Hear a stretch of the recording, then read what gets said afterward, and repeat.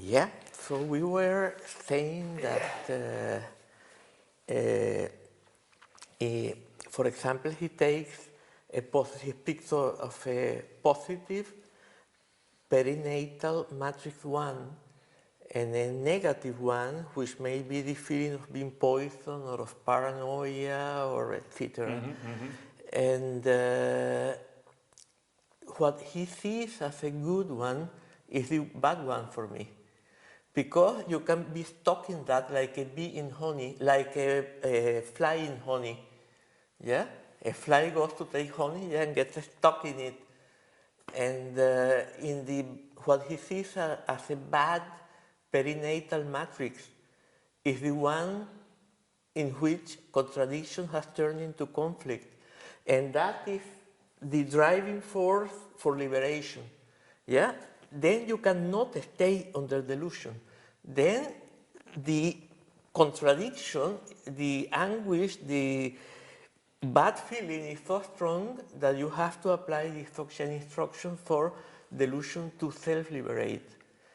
And I think that this methodology of Dzogchen can be explained in terms of the Divine Comedy. Yeah, and actually, not, yeah, it corresponds very closely to some explanations in Dzogchen. They don't explain about the hells and purgatory and so on, but the stages correspond quite precisely. And the methodology consists in to put you in what Ronald Lang would call an untenable position, a position in which you cannot stay, but you cannot live. Yeah? And then contradiction turns into conflict, and either conflict together with contradiction, which is delusion, self-liberates, or you disintegrate and have a psychosis. The only way you can have the guarantee that you will not have a psychosis is if you have developed a capacity of self-liberation before with the practice of texture, which is a previous practice in which every time a thought arises, you look at its nature. You have already been introduced to the nature of mind, which means that you have had to rikpa. It means you have had an experience. I don't like the word, the etymology of the word experience, but in order not to complicate things, an experience or a direct realization of the true condition of yourself and the whole of reality beyond concept and beyond duality. Therefore, once you don't remain in doubt because you have been back to that condition again and again, then you can continue in the state with this practice of texture, which is each time a thought arises and confuses you, you believe in this thought, you look at the thought, and because the nature of mind, the true condition of mind is the Dharmakaya, and that is a all-liberating gnosis. As soon as the Dharmakaya manifests the duality of subject and object, and the thought disappears, instantly dissolved. When you have developed that capacity to a certain extent, then when you are put in this untenable position, that is the way to exhaust samsara fast track. So, this idea that there are good perinatal matrices and bad perinatal matrices, to me, of course, if what you want to do is just to help people live better in duality, then it's not so bad. That's why I like Grof better than Wilber. As far as I understand Grof, the whole idea of perinatal matrices comes from his experience that there are very deep level of conditioning of us as human beings. Before official biography, before birth, this was an attempt to find what these determinants can be and what where they can be founded on some perinatal level. Of course, he wasn't analytical like you. in the concept of perinatal programming, so to say. They're very vague.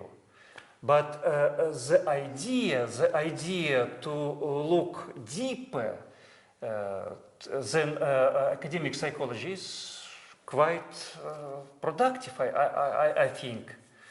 And so Grof wasn't able to prove the existence, I'm sure, of basic perinatal matrices, even from his observation from LSD psychotherapy. It's not enough. It's only one source, so to say, to be a science, to be scientific proof. But as a visionary, I think he's pointing to right direction, at least, to Western, and also not only perinatal, but also transpersonal realms, since it's two realms overcoming biographical. Yeah. And I see Grof as the first Western psychologist who actually were trying to prove shunyata.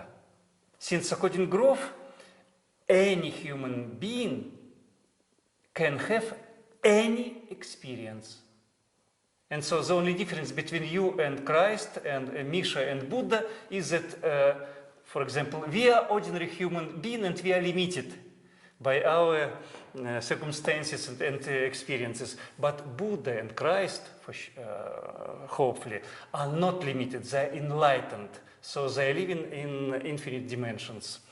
And so Grof proved that every human being can have any vision. So we are not limited, and our true nature is infinite. And it's the revelation of great spiritual traditions. Yeah. And so he was first scientist who actually, from Western medicine, psychiatric and psychological experience, proved this vision. I think this is a great achievement. And this is what drives most of Grof's followers, including me. I was also very much Grof followers. I studied with him holotropic breathwork and published a lot of his books. And I see him as a great scientist, great visionary, and great psychologist, of course. A great organizer, since he organized the International Transpersonal Association and many conferences, and you know that next will be in Prague this year. And so, but of course, he has his own limitation. Of course. And one limitation I see is his reduction of everything to holotropic perspective. Yes. Holotropic breathwork, holotropic paradigm, everything is moving towards wholeness, from particular limited to wholeness, which is holotropic and unlimited. And but if we look at human history, human culture, human spiritual tradition, moving from part to whole is only one perspective, and there is also another universal perspectives: metamorphosis, transfiguration, transformation, alchemy in Western cultures, Tantra in Eastern cultures. So it's purification from unclear to clear. And there is no one words, no one idea about moving from path to wholeness in this perspective. It's completely another perspective. There is also another perspective, waking up. Is it about moving towards wholeness? No. It's another story, and another technologies or enlightenment. It's also about ascending light, for example, light of true knowledge, light of certainty, light of wisdom. It's Grof perspective, Grof attempt to reduce everything, all richness to one particular most true perspective. Holotropic is wrong, I think. Also, his attempt to describe the process of self-healing, which happens in holotropic states, in psychedelics, spontaneous healing, spontaneous self-liberation, to the whole called mechanism of inner healer. Inner healer in holotropic breathwork, famous statement. It's a right direction, but wrong and not modern idea in our time.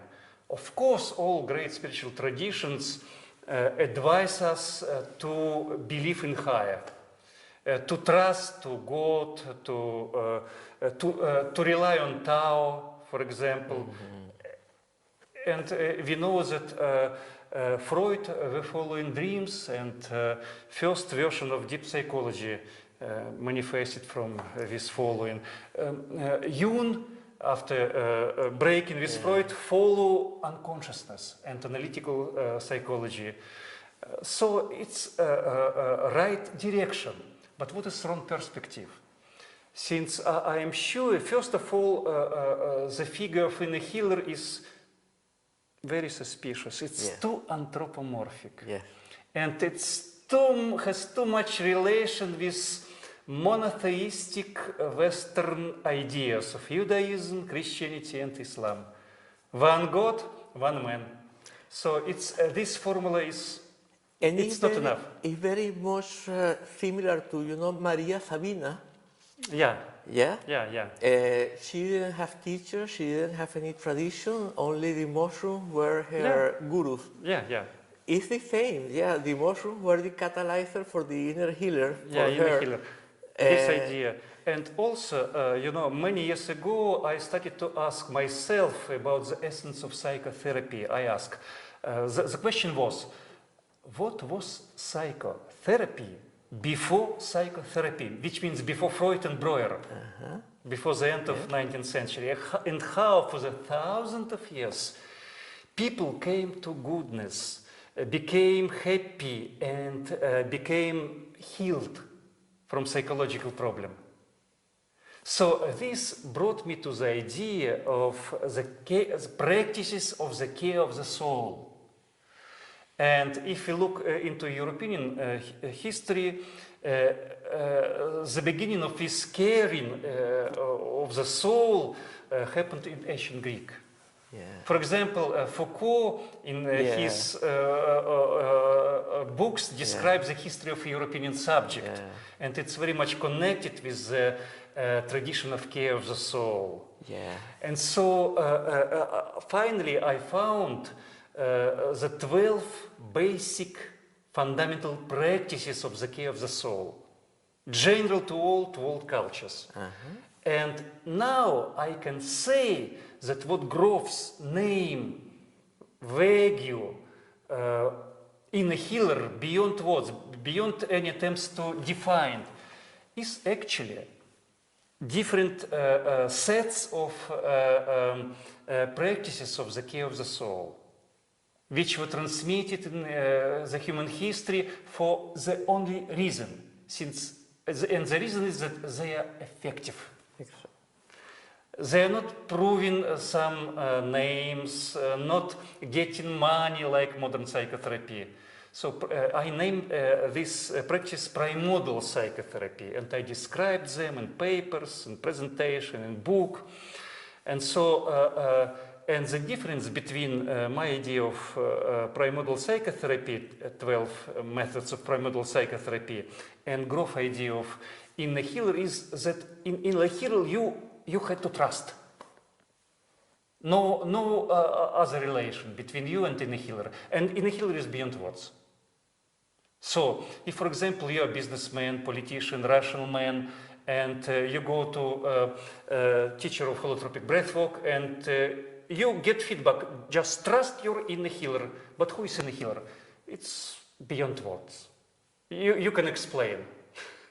But I can explain and I can teach how primordial psychotherapy happens. And 90% of what is happening during sessions of holotropic breathwork and in psychotherapy can be understood through these 12 methods of 12 ways of primordial psychotherapy.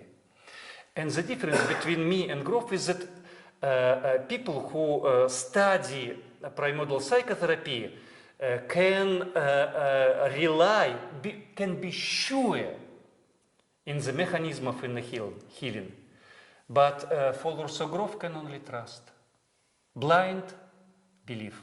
And knowledge and certainty based on knowledge, on experience. For me, it's big difference, for example. Very, very big difference. Also, growth ideas of holotropics is very vague. His distinction between holotropic and holotropic, for me, it's too naive. And he doesn't study the old European tradition of philosophy of unity. For example, in Millet school of, we know a lot of names. Who was the first who teach about unity, undivided? So the first one was Fales. Fales. Millet. From Millet, and then many names, many. So it's long tradition, and in Russia we have the philosophy of all unity also. There is Advaita, there is Dzogchen, non-gradual and non-dual tradition. There is some modern tradition like Advaita, integral Advaita by Sri Aurobindo. Grof doesn't refer to anything. He just has a statement, holotropic, that's all. And even the term holotropic means turning to matter, but matter in Greek philosophy was always the undifferentiated. It was that which is not divided. That exactly what I was saying, that is the analog, the continuous, which is distorted by conceptual perception. Well, not all Greek philosophers agree that it's distorted, but in the way I was explaining, it is distorted when we perceive it in terms of plurality. So the term holotropic doesn't make sense. It's not the contrary of holotropic, because hyle or hyle is holo. But I think that if we go beyond these arguments, beyond these critics, Grof anyway is great visionary and great scientist, and he was able to introduce a lot of really new ideas to modern philosophy, and to put our attention on idea of the roots of politics, psychohistory, for example, and modern problems, global problems, and also his idea of spiritual emergency, which was also adopted by into framework of official psychiatry. Is also, I think, it's very, very useful and innovative. And his ideas about cosmic game is not elaborated enough, actually. Kind of bringing ideas of Indian philosophy into the framework of modern consciousness research. But it's good attempt anyway. And he has one good thing, that is comparing the current world situation with a perinatal matrix 3, when it's about to turn to a matrix 4. Yeah, this is very good. I completely agree with that. This is also part of my philosophy of history. But I think that for that to happen, it has to be informed by wisdom. And it has to be in reference to a tradition.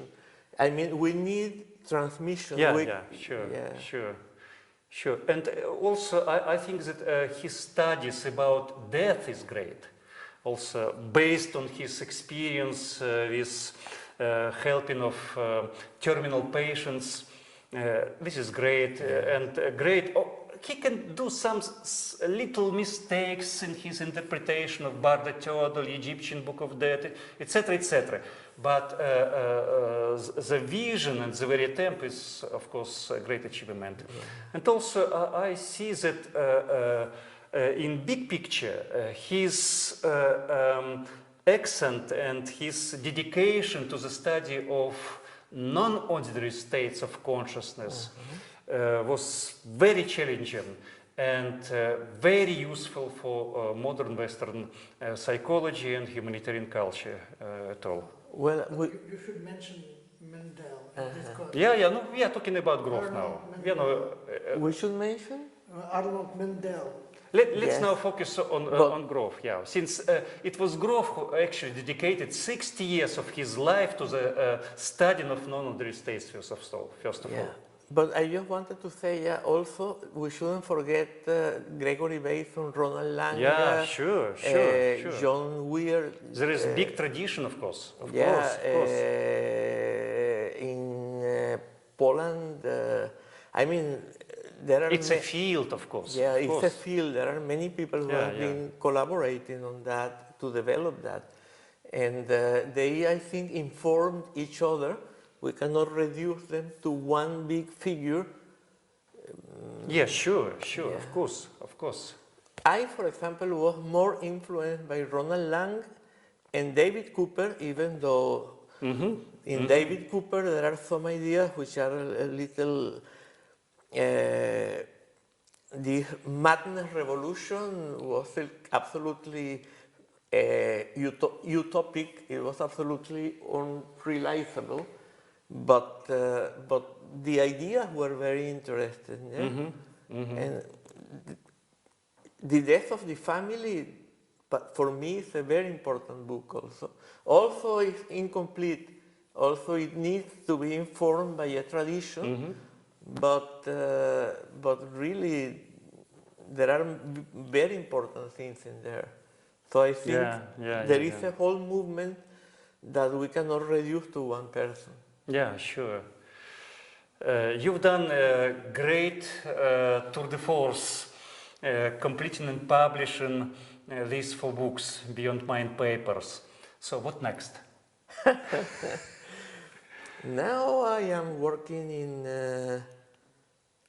well, I have worked on other things which are perhaps less known because there is this book on alienation and there is alienation, but it's in Spanish. And that's a big handicap because in Spanish, and also the problem is to publish. Yeah, this is a big. This has been for me the main problem. Yeah, and there is another one which is a bit well known, but they made a 3,000 books edition and it got exhausted years ago. And I have never made a second edition to actualize it, to update it because of lack of time. And so it's now on the internet. Those are more on philosophy of history and political philosophy, which I think is an important thing because without spiritual transformation, you gave the name to the Congress, to the conference you organized in Russia in 2000 and something. 2018. Tools for Revolution. Huh? I am organizing in 2018 in St. Petersburg Eurotas conference, Tools for Evolution. Oh, but before you had one called Consciousness Revolution. Yeah. And I think without consciousness revolution, any kind of social change and political change and economical change is doomed. Because the same structure, hierarchical, oppressive, exploitative, and so on, will be reproduced because the mind is structured that way. But on the other hand, if we don't change the external at the same time, then the world destroys itself. So I think there has to be an interconnect, a multidimensional, internal, external, spiritual, psychological,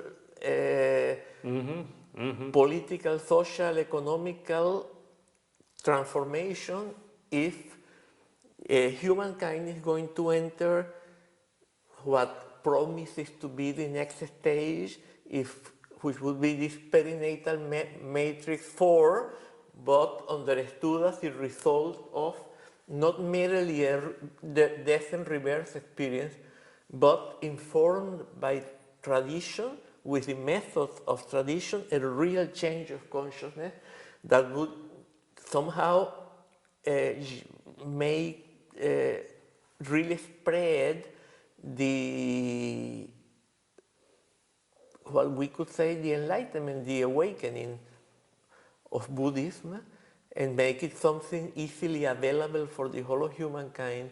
And I think that would be the natural next stage of evolution. And I see that the alternatives are self-destruction and that. And we don't know which one is going to be the outcome. But there is something very interesting by Bateson, Gregory Bateson. That's why I think many people have very important things to say. He realized, for example, that Freud developed this concept of thanatos in the context of his study of the neurosis of repetition, of the, and it was something that drove people to seek repeated experience of that which is painful, and then he inferred, but already Jung had also this idea before, that it was an attempt at self-healing somehow. And only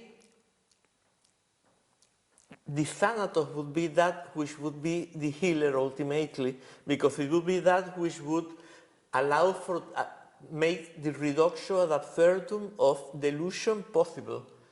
And why do I mean by reduction ad absurdum of delusion?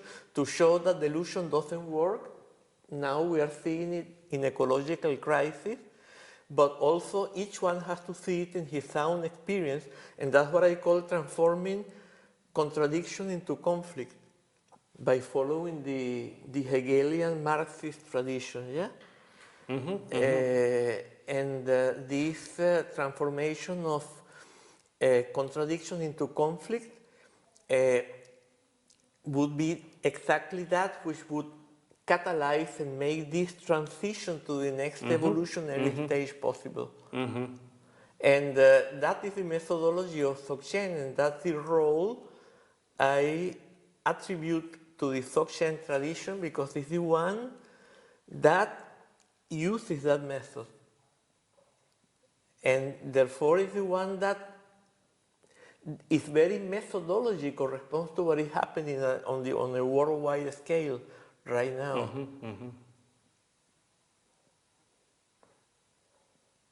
So we are praying, for example, in Sati Mahasanta, let's Dzogchen teaching will be available for everybody and will help every human being.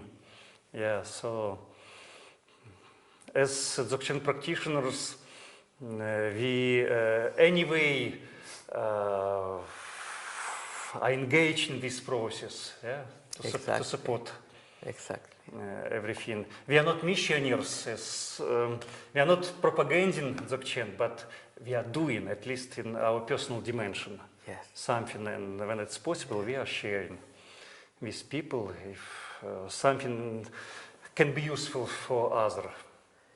And even though Rinpoche is never saying that we should go and preach and make a lot of advertising or propaganda or something like that, he's written many books and he's having webcasts which are worldwide, so he's making the tradition available.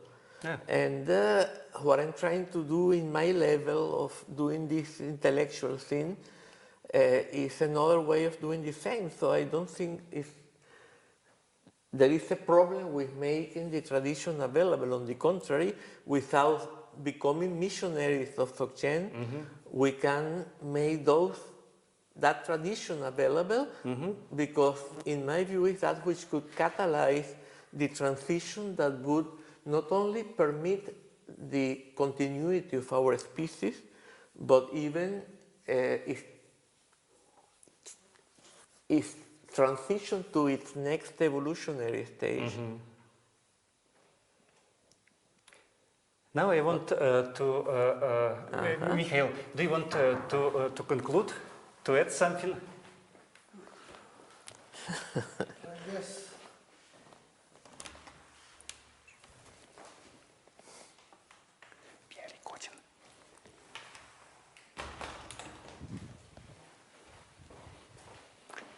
So, Mikhail, do you want But you wanted to conclude? to ask something about Castaneda. Later. No. Let's to complete this part of our conversation. Yeah, to summarize. For me, the puzzle remains. So, I mean, how to transplant Dzogchen into a Western system of education and publishing. I see a lot of problems. You've said that for philosopher, Dzogchen can be very, very useful, but not vice versa. Well, so that's what Elias for agreed. Dzogchen philosophy has nothing to do with philosophy, in a sense. No, I don't say nothing. I say that it entails a lot of work to make these two systems come nearer. I don't see these possibilities right now. Nothing is excluded in the future. Everything can change. So I don't want a final point. I'm just sure that it will go this way. I mean, the more problems Europeans will face, the more desire will be to go beyond. And this go beyond is one of the most important possibilities of this go beyond is Dzogchen. So our teacher says when he started teaching Dzogchen, nobody knew about Dzogchen. Even the word Dzogchen was a kind of it is Zen. He said, no, it is not Zen. It's another system. It's self-perfection. It's not sutra teaching. Now we have 1,000 people who not only know what is the word Dzogchen, but practice Dzogchen at some level. So we see these changes. It's only 30 years, I guess. He started teaching in the late 70s, I guess. And now we have dozens of thousands of people who are already... Recently in Zamlingar there was celebration of 40 years of Rinpoche teaching, just now. You see, 40 years. And how many communities all over the world. So we see that this interest will rise, but we cannot influence it and say, tomorrow 1 million, well, after tomorrow 2 million. This is not possible. Let's invite Rinpoche to biggest Olympic stadium of the world for 100,000 people to give a teaching. Yes! So it's not that stuff. There is a lot of him on YouTube. All over the world people can follow at least exoteric part of his teaching. So I guess the interest will grow. And a lot of general books by him about Dzogchen also, yeah. So I'm optimistic. Okay, great. Me too. And my position is that being Dzogchen practitioner and being philosopher, psychologist, engineer, we have the same primordial state. The same. So we are in the center of all our manifestations as philosopher or as Dzogchen practitioners, or as men, women, and people of different nations and occupations. So why not to manifest this primordial state in any type of activity we are doing? Yeah. And what is the possible manifestation, for example, in the framework of different types, different philosophers? I think it's possible to find some appropriate solutions. What I told you that about Baudrillard. I knew him relatively well, and it was amazing. He had some capacity of the Buddhist kind. I am not sure that he knew much about Buddhism, but in my communication to him, I have always seen that he is a sort of distanced. Now, the career does not interest him. The career does not interest him much, and he was very relaxed. And as I came to him in Paris, he said, "Let's drink a glass of whiskey to start the conversation." He was very so. Because most of philosophers are career-oriented people. They are very much worried about the influence, about the books. But Baudrillard was a little bit different. He was really relaxed as far as his career. I never asked him whether he practiced something. I never asked him this. But I felt that he is a kind of kindred spirit. I always felt him like this. So it may be many people have this capacity, this potentiality. Even great philosophers sometimes. Okay, thank you very much, guys, for this very, very inspiring and fruitful conversation. Thank you. Thanks to you for making it possible. Yeah. And about Castaneda. And let's now go to Carlos Castaneda. Okay, I forgot to say something. I didn't advertise something because you asked me what are you working in, and I went to the political scene. No, but what I'm writing now are books on Dzogchen. Yeah. I just put one on my webpage, which is called Buddhism and Dzogchen Volume 1. Oh, send us a link, please. Yeah. Okay. I think you have it, but anyhow, I will send it. And I just gave you a short, in this scene, a short, like, Dzogchen instruction. Do you know the source of danger is fear? The source of danger is fear. Source of danger is fear. I never gave you that book? No. Then I'll give it to you. Because I have here, I have copies. Did I give you the Cremation Grounds poem book? No? No. I give you. Okay. So that's what I'm doing now. I'm writing purely Dzogchen books now. Are you retired already, or are you retired or still teaching? No, I retired. So now I will concentrate on that. Good. Let's go to Castañeda. Sorry, but I wanted to use that for advertising. Sure. Which are freely available Mikhail, on the web. Yeah? come to join us. Come and join us. So let's now go to Carlos Castaneda, who is very contradictional writer, a hero for millions of people, who inspired them to start their own spiritual quest, and also, nevertheless, there is a lot of, discussion about the honesty of his books, his stories about Don Juan, who is a kind of archetypal teacher. And also his attempt to present a shaman like a great enlightened spiritual teacher. So, as a native Spanish speaking human being, you probably have more knowledge and more connection to Castaneda world.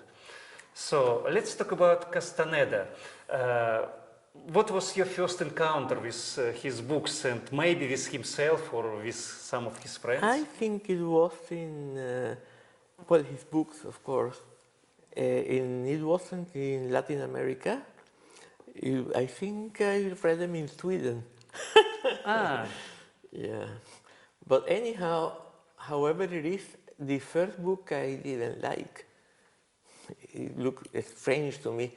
The teaching of Don Juan, yeah. A kind of to present academic version. But then Journey to Ixtlan. Journey to In Ixtlan, Journey to the Ixtlan, third one.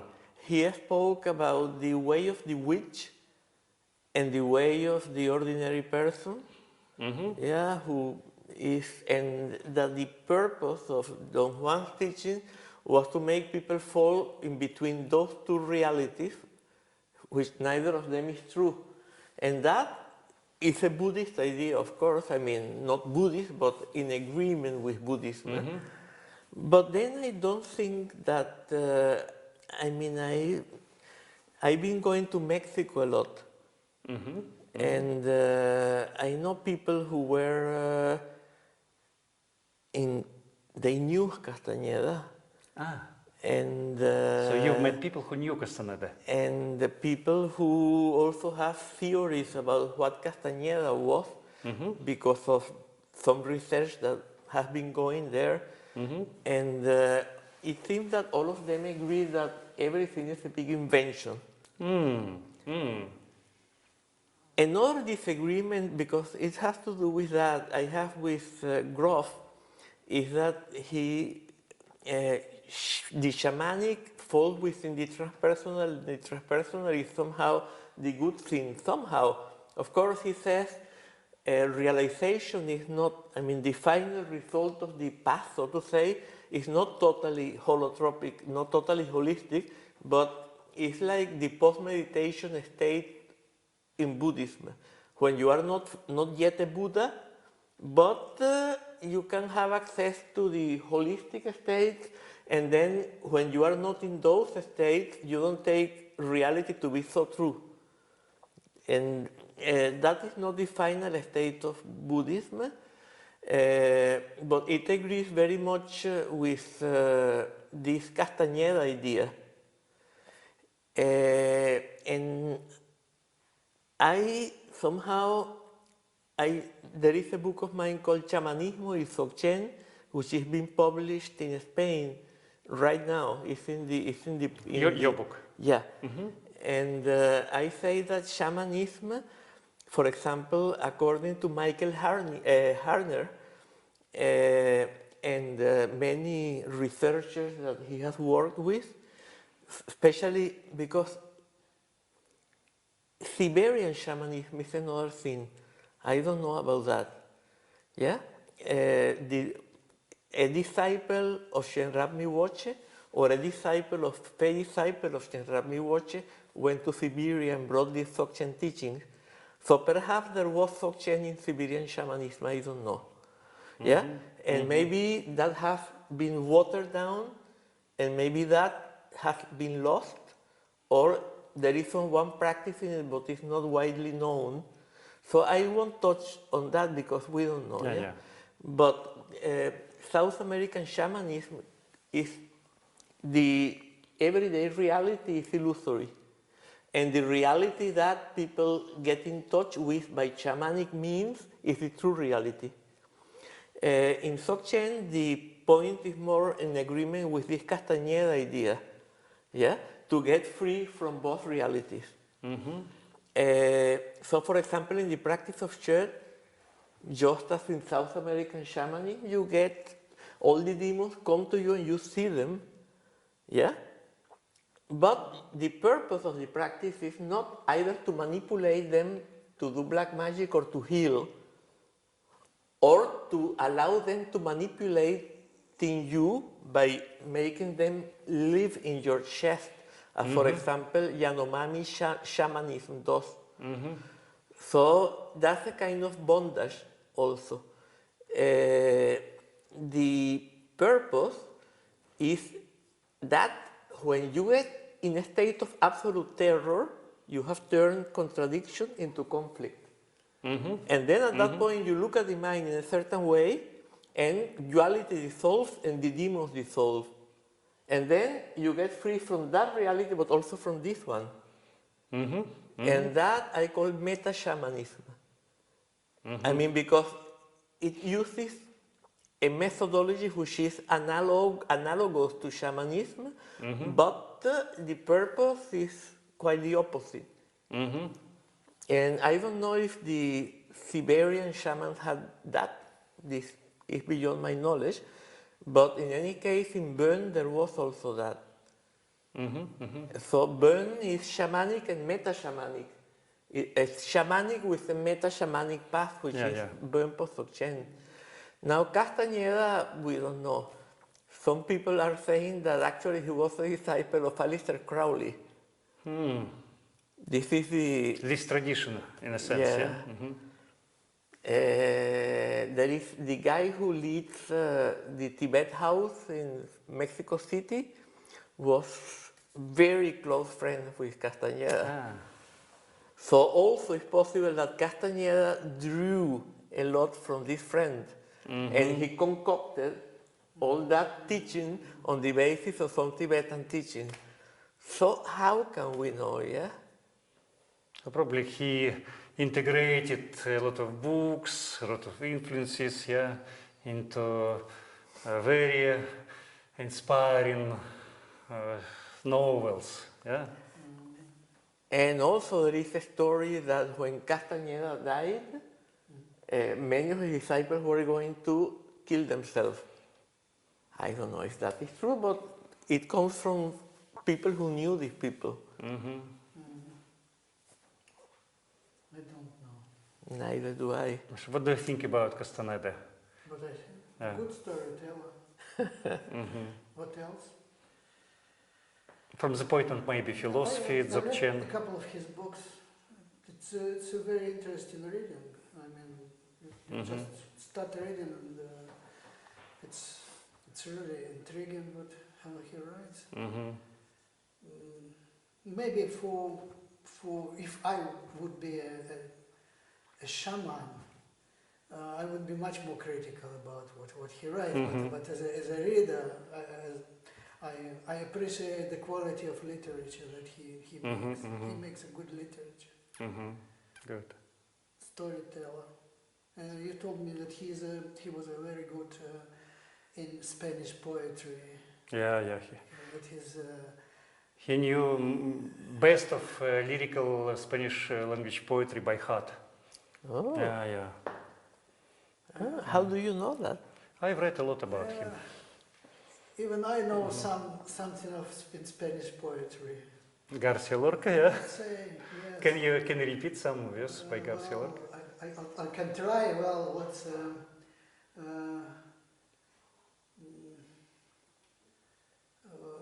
Michael can speak many languages, including Spanish also. No duerme nadie por el mundo, nadie, no duerme nadie. Caballos vivirán en las tabernas y las hormigas furiosas atacarán los cielos amarillos que se refugian en los ojos de las vacas.